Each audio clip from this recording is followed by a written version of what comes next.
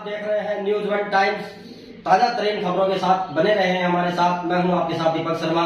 Channel को करें subscribe, like. धन्यवाद। आप यदि आपको समय होता तो हम आपको दिखाते कि जिस क्षेत्र में कोई आपको आदमी नहीं दिखाई देगा उस क्षेत्र में हमारी गाड़ी पानी डाल के जाती है। इससे 15 मिनट में मात्र आपकी एम्बुलेंस घायल तक पहुंच जाती है।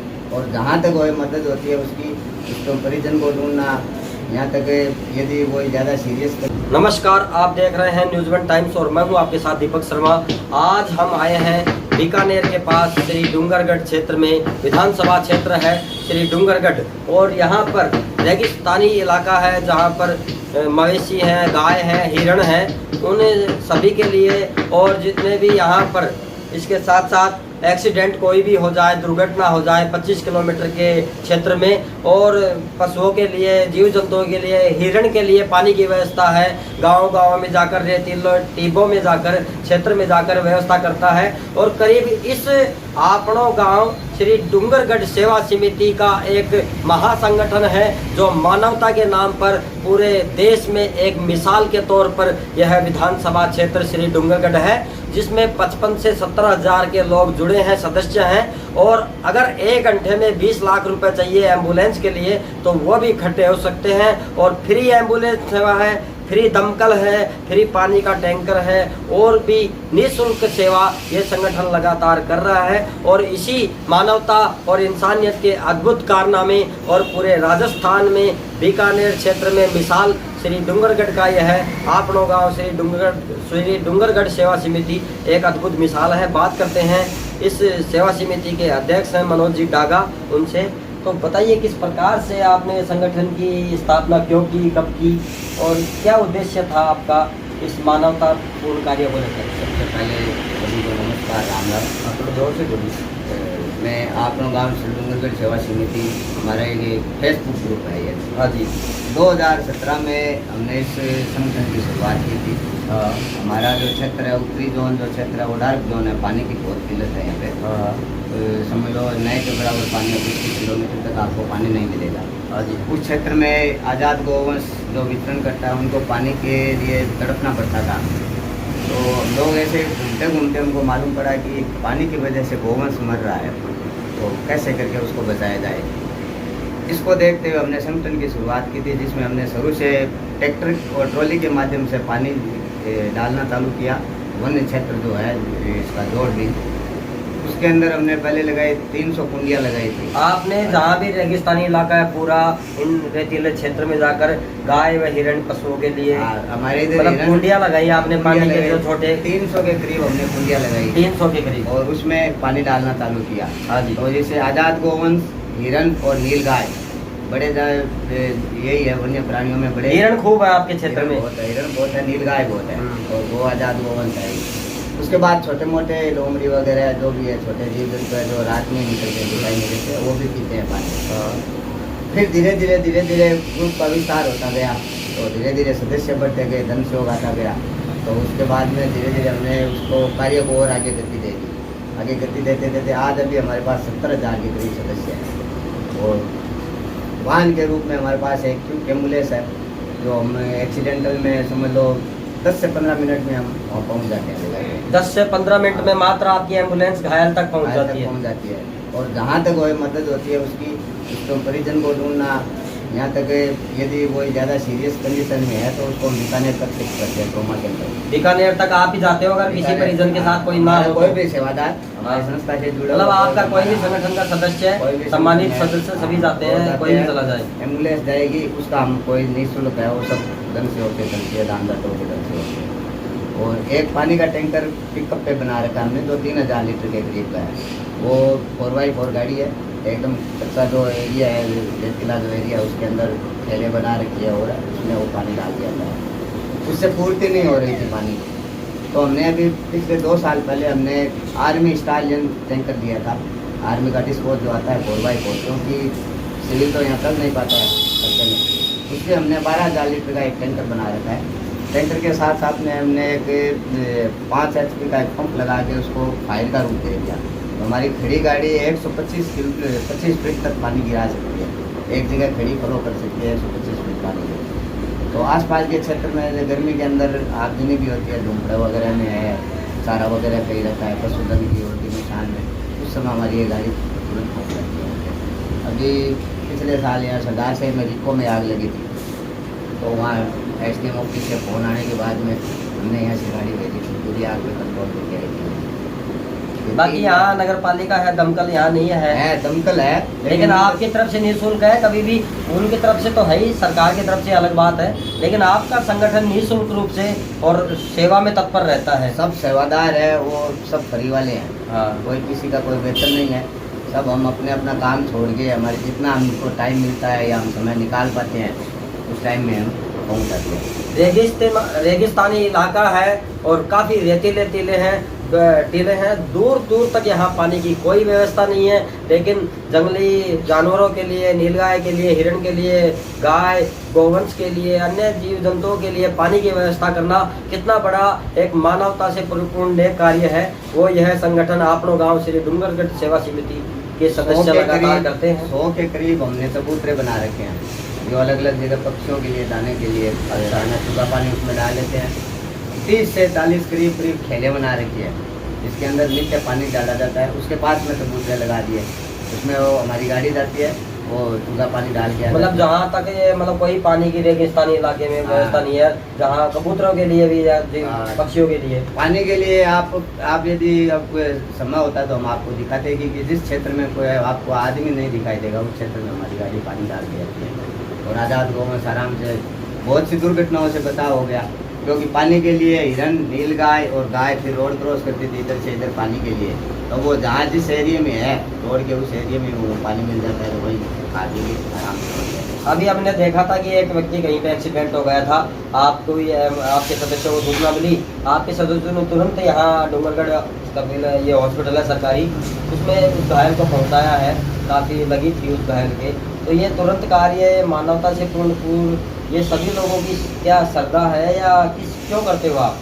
बस हमारी मन की भावना है कि कैसे कोई आदमी की जान बचे, आदमी हो या जीव जंतु कोई भी हो। यहाँ तक हम आप सांप को यदि देखते हैं तो मारने की कोशिश करते हैं, लेकिन हम उसको भी बचा के सुरक्षित छोड़ते हैं। अच्छा, सांप को भी आप पकड़ के और जिंदा जंगल में जंगल में उसको खुली जगह पे छोड़ने की कोशिश करते हैं, मारते नहीं है। सांप भी अगर घर में निकल जाए तो उसको न मार कर सांप पकड़ने वाले व्यक्ति हैं जो टीम में या और भी कोई विशेष व्यक्ति को बुलाकर और डिब्बी में डालकर छोड़ दिया जाता है रेगिस्तानी इलाकों में। मतलब सांप को भी नहीं मारा जाता, इतनी इंसानियत है यहाँ डूंगरगढ़ के लोगों में। और एक अद्भुत मिसाल है पक्षियों के लिए, जहाँ पानी नहीं पहुँचता, रेगिस्तानी इलाकों में कोई पानी की व्यवस्था नहीं है, वहाँ पानी पहुँचाना, दाना पहुँचाना, ये वास्तव में अद्भुत मिसाल है। और रोड पर भी कोई व्यक्ति आमजन में किसी दुर्घटना हो गई तो उसके लिए सहायता के लिए तुरंत हॉस्पिटल लाना और बीकानेर तक ले जाना, और कोई सहायता के लिए नहीं है तो टीम के सदस्य के साथ जाना, रेफर करवाना, ये सारे कार्य वास्तव में अद्भुत मिसाल है। पूरे राजस्थान में इस तरह के कार्य लोगों को, विधानसभा के लोगों को एकजुट होकर सदस्य बनकर ये सेवा समिति गठन करके इस तरह का कार्य करना चाहिए, जिससे पूरे राजस्थान ही नहीं पूरे देश में मानवता की जो मिसाल है वो जिंदा रहे, लोगों में इंसानियत जिंदा रहे। क्योंकि डॉक्टर के साथ मानवता जरूरी है, दुकानदार के साथ मानवता जरूरी है, पुलिस के साथ मानवता जरूरी है, पत्रकार के साथ मानवता जरूरी है, उसी प्रकार से हर इंसान के पेशे के साथ मानवता जरूरी है। और मानवता का ये महत्वपूर्ण अंग है जीवन का। लक्ष्य भी यही होना चाहिए कि जो बेसहारा हैं, जो आवश्यक जिनको जरूरत है उन तक सामग्री और व्यवस्था पहुँचे। कोरोना काल में लोग ऑक्सीजन की कालाबाजारी कर रहे थे, उस समय हमारी संस्था ने कानपुर से ऑक्सीजन सिलेंडर भरवा के लाए थे। कानपुर से यहाँ नहीं मिली आपको ऑक्सीजन? यहाँ तो थी नहीं आसपास में, क्योंकि फुल कालाबाजारी हो रही थी। कानपुर में एक मिल थी जो ये इस्पात वाली, उसमें वो ऑक्सीजन बना के हमको दी थी, और वो उन्होंने भी निःशुल्क दी थी। हमने उस दिन से आज तक हम कंटिन्यू निःशुल्क ऑक्सीजन हमारे पास उपलब्ध रहती है आज तक। कोरोना काल में कानपुर गए, कानपुर से लाने के बाद में सबको यही बोला था कि ऑक्सीजन का किसी को भंडारण नहीं करना है। स्टॉक में किसी को नहीं रखना है। 24 घंटा हम ऑक्सीजन आपको देंगे। और निःशुल्क आपने वो कोरोना काल में व्यवस्था कराई अभी भी। जो प्राणदाता थी, ऑक्सीजन ही सबसे बड़ी थी उस टाइम, और वो आपने कानपुर उत्तर प्रदेश से लाकर यहाँ ऑक्सीजन सिलेंडरों की व्यवस्था करवाई। अभी भी ये निःशुल्क हमारी चलती है, चलता भामाशाह के सहयोग से है, लेकिन संस्था उसको निःशुल्क देती है जी। वो भी 24 आवर्स रहता है। बिल्कुल। और कोरोना काल में और क्या क्या कार्य किया आपने संगठन की ओर से निःशुल्क? मास्क का वितरण किया था, अच्छा। पूरे क्षेत्र में मास्क का वितरण किया था। हाँ जी। और जहाँ ये पूरे मार्केट बंद थे, हाँ जी। तो गोवंश भूखमरी पे आ गया था, एकदम पक्षियों के लिए सूखा पानी की व्यवस्था वो पूरी की पूरी हमारे संगठन ने की थी। हम बीकानेर से हरा चारा ला के यहाँ डालना चालू किया था। पूरा दिल्ली का एक पिकअप 15 से 20 क्विंटल चारा ला के 2000 गोवंश था, उनको कैसे करके हमने बताया था, क्योंकि शहरी आज़ाद वंश है, उसको निकाले भी कहाँ। तो उस आज़ाद उस गोवंश को बचाने के लिए चारे की व्यवस्था की, पक्षियों के लिए हमने सूखा पानी की व्यवस्था की। भामाशाहों का हमारे साथ अच्छा सहयोग रहता है। हमारी संस्था कभी भी कोई भी डोनेशन कहीं मांगने नहीं जाती है। हमारा एक फेसबुक ग्रुप बना हुआ है, यदि आप देखेंगे तो आपको अच्छा भी लगेगा, आप जुड़िए। आपनो गांव श्री डूंगरगढ़ सेवा समिति के नाम से फेसबुक ग्रुप है, रजिस्टर्ड ग्रुप है ये। तो उसमें आप देखिए, उसमें अदर कोई भी आपको पोस्ट नहीं मिलेगी, ये कोई जन्मदिन मेरे एनिवर्सरी ये कुछ नहीं आता उसमें। सिर्फ हमारी जो ये नित्य जो सेवा हो रही है, जल सेवा है, पक्षियों की सेवा है, गोवंश की इलाज है, हिरण घायल है उसका इलाज है, पक्षी का इलाज है, तो वो सारा करा के उसको जो वन विभाग को देने लायक होते हैं वो वन विभाग में शिफ्ट करते हैं। और अंदर गौशाला वाले जो गोवंश को है तो गौशाला में शिफ्ट कराने की कोशिश करते हैं। बिल्कुल। लंपी के समय आपने जो लंपी गोवंश में मुख्य रूप से आज तक की सबसे बड़ी महामारी के रूप में रोग उभर के आया और गोवंश की मौत लगातार हो रही थी, तब आपने क्या किया आपके संगठन में? उस टाइम हमारा संगठन 2 टीमें हमने बनाई थी, मोबाइल टीमें बना रखी थी 2, जो समझ लो हमारी टीम वाले पूरे और डॉक्टरों को साथ मिलकर 18 घंटा से ज़्यादा वो लोग मेहनत करते थे सब मिलके, जिसको जितना समय मिलता था। मेरे को 4 घंटा मिला, फिर मैं उतर गया, फिर वापस चल गया। गायों का इलाज करना, उसमें पूरी डॉक्टर टीम थी। फिर हमने सूरत से जो होम्योपैथिक दवाइयाँ बनी थी और एक मलहम बनी थी जो घाव पे लगाने के लिए, वहाँ से सूरत से हमको निःशुल्क मिली थी। और हम वो यहाँ पे निःशुल्क पूरा हमारा जो भी समिति का काम है वो पूरा, यदि हम आपको 1 रुपये की कोई चीज़ दे रहे हैं तो हम आपकी फ़ोटो और मोबाइल नंबर स्टॉक में रखते हैं। कोई आके ऐसे बोल दे कि ये किसको दिया, ये भाई इससे पूछ लो हमने दिया है कि नहीं दिया, पैसा लिया है क्या। हमारा सारा काम निःशुल्क है। जो सहयोग आता है वो धन सहयोग दानदाता अपने आप दे रहे हैं, उनके सहयोग से सारा चलता है। अब एम्बुलेंस चल रही है तो वो इस सहयोग से चल रही है। भविष्य में जैसे गोवंश के लिए पशु एम्बुलेंस के लिए कोशिश कर रहे हैं, लेकिन सबसे बड़ी समस्या आती है कि घायल पशुओं को डाले कहाँ पे, उनको छोड़े कहाँ पे। गौशाला पशु चिकित्सालय नहीं है, पशु चिकित्सालय हो तो इलाज करके छोड़ देंगे। हाँ। इलाज तो करने के लिए तैयार है, गौशाला लेने के लिए तैयार नहीं है। गौशाला वाले लेने के लिए तैयार वो बोले हमारा ऐसे ही फुल हो रखा है। अच्छा, फुल हो रहा है। गोवंश इतना हो गया है कि कहीं न कहीं उनकी भी एक क्षमता रहती है। जिस तरह से आप कर रहे हो उस तरह से गौशाला को भी सोचना चाहिए कि गौशाला जो पदाधिकारी या कार्यकारिणी, चाहे जो कोई भी गौशाला हो, उन सभी को जो गायों की सेवा है वो करनी चाहिए। दूध भी देगी, गोबर भी देगी, खाद भी बनेगा, बहुत से कुछ फायदे हैं। आने वाले समय में गोवंश नहीं रहेगा तो फिर क्या रह सकता है। जगह पे आज़ाद गोवंश हो या घायल हिरण हो, मोर हो, कुछ भी हो, गोवंश के लिए जो शहरी क्षेत्र है उसके अंदर जगह पे जाके इलाज कराते हैं। इसके लिए हमने डॉक्टर भी एक रख रखा है जो सेवा भावना वाला भी है। और चलो सरकारी डॉक्टर की भी ड्यूटी है वैसे तो, डॉक्टर तो हॉस्पिटल में है ही, वो तो हम जब वो आते हैं जब कॉल करें तो आ जाते हैं, लेकिन उनकी भी कुछ मजबूरियाँ रहती है क्योंकि हॉस्पिटल के टाइम वो बाहर कम आना चाहते हैं। तो हमने अपनी संस्था की तरफ से एक डॉक्टर रख रखा है सैलरी पे, तो वो हमारे पूरा साथ में रहता है। दिन रात वो कहीं भी कभी भी हो कॉल कर देवे ना तो वो जगह पे पहुंच के इलाज करता है। मतलब पशु चिकित्सक के रूप में इन्होंने सदस्य के रूप में रख रखे हैं। सदस्य ही है, सदस्य भी है, सेवा भी दे रहे हैं वैसे तो जो भी है, लेकिन पशु के लिए तुरंत चिकित्सा की व्यवस्था और घायल पीड़ित आमजन के लिए एम्बुलेंस की, हॉस्पिटल की व्यवस्था, जयपुर बीकानेर ले जाने की व्यवस्था, ये सारी व्यवस्था ये संगठन लगातार अपनों गांव श्री डूंगरगढ़ सेवा समिति कर रहे अभी हैं। हम लोग 40 से 50 सदस्य हैं। कंटिन्यू रनिंग में रहते हैं। रनिंग में उसमें एक्टिव रहते कोई हैं। बाहर भी जाना आना रहता है और है तो 15 से 20 सदस्य हम उपलब्ध हो जाते हैं जैसी जरूरत पड़ती है। मतलब ड्यूटी जैसे हॉस्पिटल में ज़्यादा कोई एक्सीडेंट बड़ा हो गया, आदमियों की ज़्यादा जरूरत है तो हम ज़्यादा पहुँच जाते हैं। अभी जैसे आप देखते हैं तो उसमें 1 या 2 दिन जो भी घायला है, एक ज़्यादा की एक था तो उसमें ज़्यादा जरूरत नहीं थी तो 2-3 पहुँच गए तो उतने से काम हो जाता है। तो हमारा वो सेटिंग रहता है कि ज़्यादा बड़ा हो गया और आदमियों की जरूरत रहेगी तो तुरंत उस हिसाब से सीधा हॉस्पिटल पहुँच जाते हैं। जगह पे एम्बुलेंस में 2 जन चले गए, बाकी सदस्य हॉस्पिटल में पहुँच गए तो जैसे कोशिश रहती है उनको डॉक्टर को बुला के रखना, कंपाउंडर रखना, सब तैयारी स्ट्रेचर वगैरह वो सब तैयार रहते हैं हमारे सदस्य एनी टाइम तैयार रहते हैं, चाहे रात में भी हो जाएंगे।